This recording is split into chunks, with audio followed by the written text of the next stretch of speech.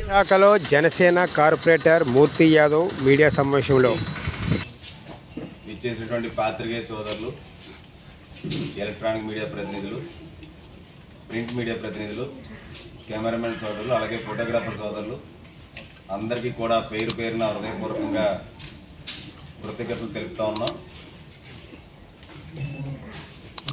ఈ సమావేశంలో పెద్దలు Telugu Desam party GVMC deputy floor leader Palla Srinivas గారు, అలాగే తెలుగుదేశం పార్టీ కార్పొరేటర్లు మా సోదరీమణులు బొలగాని మంగవేణి గారు, మధ్యల రామలక్ష్మి గారు, అలాగే నుల్లి నూకరత్నం గారు పాల్గొనడం జరిగింది. మీ అందరూ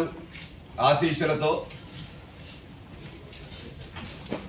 మీరందరూ కూడా మహావిశాఖ నగరపాలక సంస్థలో కౌన్సిల్ ఏర్పడినటి నుంచి, అంతకు ముందర కౌన్సిల్ ఏర్పడక ముందర నుంచి మహావిశాఖ నగరపాలక సంస్థలో జరుగుతున్నటువంటి అభివృద్ధి కార్యక్రమాలు కానీ అవినీతి కార్యక్రమాలు కానీ ఎప్పటికప్పుడు ప్రజలకి అందరికీ కూడా తెలియజెప్పేలాగా, వాటిని అరికట్టేలాగా మీరు చేసినటువంటి కృషి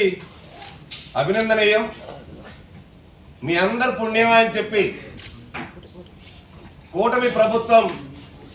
ముఖ్యంగా రాష్ట్రంలో మహావిశాఖ నగరపాలక సంస్థ పరిధిలో సాక్షాత్తు వైజాగ్ పార్లమెంటు అభ్యర్థి రాష్ట్ర చరిత్రలోనే అత్యధిక మెజారిటీ సంస్థలో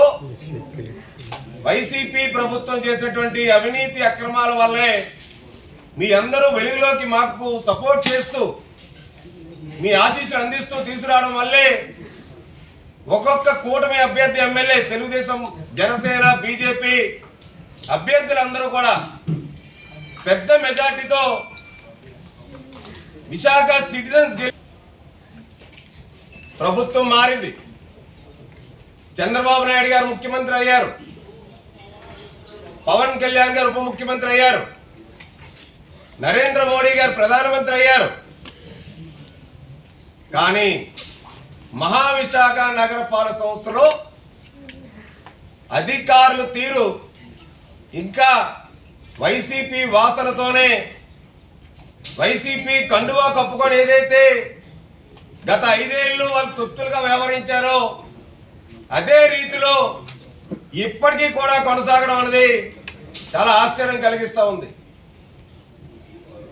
ఎప్పుడూ కూడా కౌన్సిల్ ఏర్పాటు నుంచి కూడా